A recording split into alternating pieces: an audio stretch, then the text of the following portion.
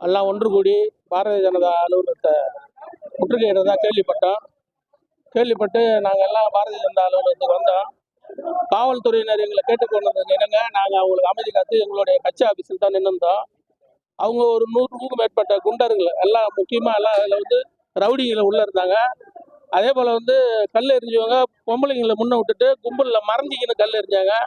நல்ல ஆண்மை உள்ள அரசியல் தெரிஞ்சவங்களா இருந்தால் இந்த காங்கிரஸுக்கு இளைஞர் அணியில் இருக்கிறவங்க நேரடியாக சண்டைக்கு வரணும்.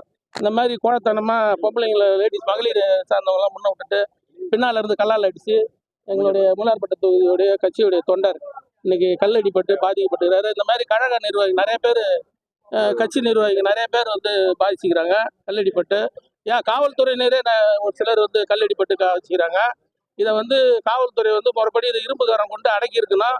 அவங்க ஏன் இதை செய்ய தவறுனாங்கன்னு தெரியல. ஏன்னா அவ்வளோ தூரம் அவ்வளோ பேரை கூடுறத இவங்க எப்படி அனுமதிச்சாங்கன்னு தெரியல. பாரதிய ஜனதா கட்சி ஒரு தேசிய கட்சி. அதை வந்து தாக்குற கட்சி அலுவலகத்தை தாக்குறது அவங்க உள்ள வர அளவுக்கு இவங்க எப்படி ஸ்பெஷல் பிரான்ச்சு இவங்க எல்லாம் வந்து இதை கவனிக்காம விட்டாங்கன்னு தெரியல.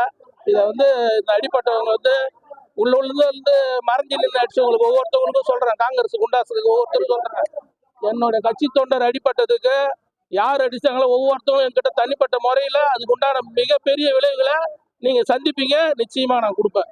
அதனால எங்க தொண்டரை இனிமேல் இந்த மாதிரி வந்து கீழ்த்தரமா பின்னால் இருந்து கல்லால் அடிக்கிறது, கோழத்தனமா போராட்டம் நடத்துறதெல்லாம் இதோட நிறுத்திங்க. ஆன்மத்தனமா இருந்தால் வாங்க, சொல்லுங்க, ஒரு இடத்துல வாங்க, களத்துக்கு வாங்க. நீங்க ஒரு களத்துக்கு வாங்க, நாங்களும் களத்துக்கு வரோம்.